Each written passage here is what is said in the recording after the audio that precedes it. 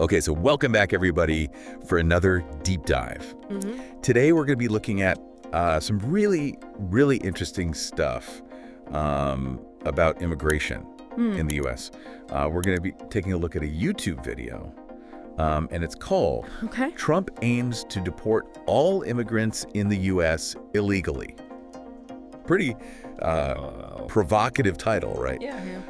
And it was posted by a channel called U.S. Immigration News. Okay. And so we're going to be kind of diving into this this idea that, what if a U.S. president actually, decided to try and deport all undocumented immigrants? Like, what would that even look like? What are the chances of success? How much would it cost? All these kinds of questions. Yeah. Big numbers. Yeah. Big numbers involved for sure. For sure. So I guess what's really interesting is that in this video, Trump basically lays out three major goals, right? So he's talking about deporting all undocumented immigrants, and he's like within his 4-year term, like he's trying to get it all done. He also talks about securing a deal to protect dreamers, which is interesting, right? Yeah. And then he also wants to end birthright citizenship. Wow. And through executive action, like on his first day in office. Oh, wow. He's gonna sign this thing. Yeah. I mean, that's ambitious. That's pretty ambitious. Yeah. So yeah, there's a lot there. So I mean, each of these goals kind of, each of these things are huge tasks on their own, right? Yeah. So for sure. So let's just start with the deportation plan first, right? Yeah.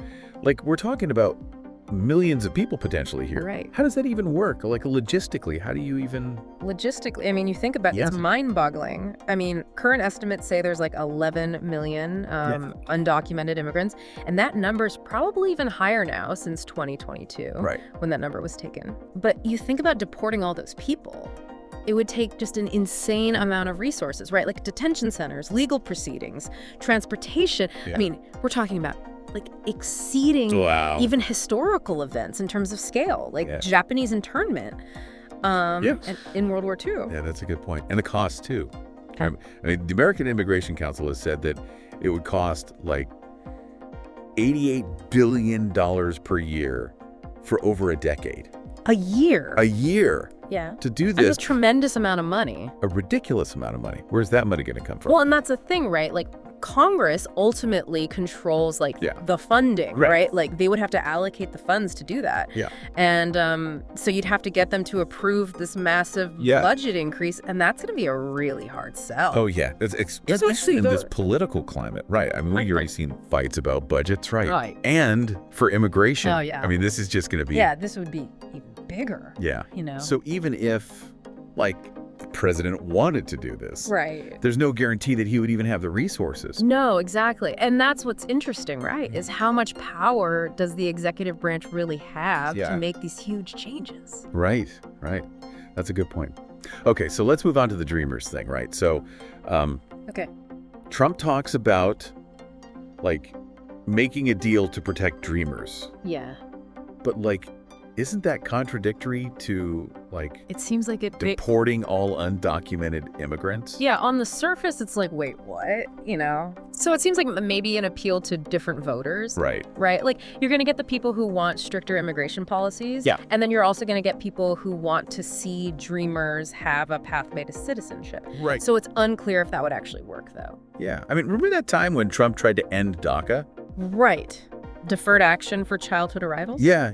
And and the Supreme Court blocked him, So like, would a new deal really be any different? Yeah, that's the question, right? I mean, it seems like it would run into similar legal challenges. Totally.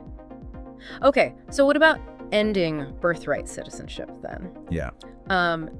So the video says that Trump wants to do this like via executive action. Like how likely is that gonna like work? I mean, ending birthright citizenship through executive action, that seems pretty unlikely. Yeah. It's like this right that's so deeply ingrained in the 14th Amendment, right? Like all persons born or naturalized in the United States are citizens. Right. So in order to like overturn that, you'd need like a constitutional amendment. Yeah. And like that takes a supermajority vote in both houses of Congress. and then ratification by 3/4 of the states. So, like, that's a very high bar to clear. So, like, even if he, like, wrote an executive order, Yeah. it would probably be, like, challenged in court right away. Oh, almost certainly. Yeah. And given what the 14th Amendment says, Yeah. I mean, it's very unlikely it would stand up. Yeah, that makes sense. So, I mean, this is all super complex, and we've only, like, kind of scratched the surface here, right? But what do you think out there, listeners? Like, even if, like, just parts of this plan were enacted, like, how would it actually change American society?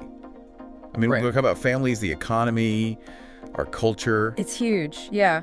Yeah, I mean, you gotta consider all those wider implications, right? Yeah. I mean, the potential for, like, social and economic disruption is huge. Yeah. I mean, you think about industries that rely on immigrant labor. Yeah. The strain it could put on different social services. Right. What about families potentially being torn apart? So, I mean, these are all questions that need to be, Yeah. Definitely worth thinking about. Yeah. It's a lot to think about. Thanks for diving into this this topic with us. Clearly, like, this is something that has, like, far-reaching implications. Oh, yeah. And, yeah, I mean, this conversation's not over. No, not at all. Yeah. Thanks for listening, everybody. We'll see you next time. See ya. Bye. Bye. Hello everyone, welcome back to our channel US Immigration News. We hope you are doing great. In this video, we are going to talk about Trump aims to deport all immigrants in the US illegally. Donald Trump plans to implement sweeping immigration policies during his next term, including mass deportations and an end to birthright citizenship. Speaking on NBC Meet the Press, Trump emphasized his intent to deport all undocumented immigrants over 4 years, a move he acknowledges will be challenging but necessary under exciting laws. He aims to declare illegal immigration and national emergency upon taking office, leveraging federal resources to enforce stricter measures. While advocating mass deportations, Trump expressed a willingness to negotiate protection for dreamers, undocumented immigrants brought to the US as children. He noted that Republicans are open to such discussion despite his past effort to terminate the Deferred Action for Childhood Arrivals program, which were blocked by the Supreme Court.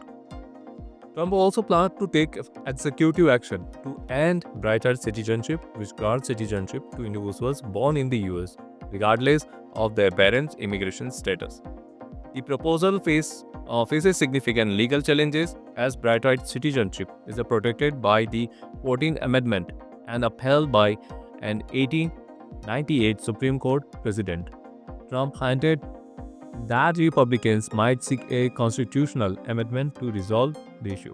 The Department of Homeland Security estimates there are over 11 million undocumented immigrants in the US, though current figures could be higher. Deporting all of them would be a monumental financial undertaking, with the American Immigration Council estimating annual cost at $88 billion. Trump's advisor, including Tom Homan and Stephen Miller, had called for significant funding increase from Congress to support immigration enforcement. Trump's aggressive immigration agenda is likely to face substantial political and legal resistance, raising questions about its feasibility and the broader implication for the US economy and society.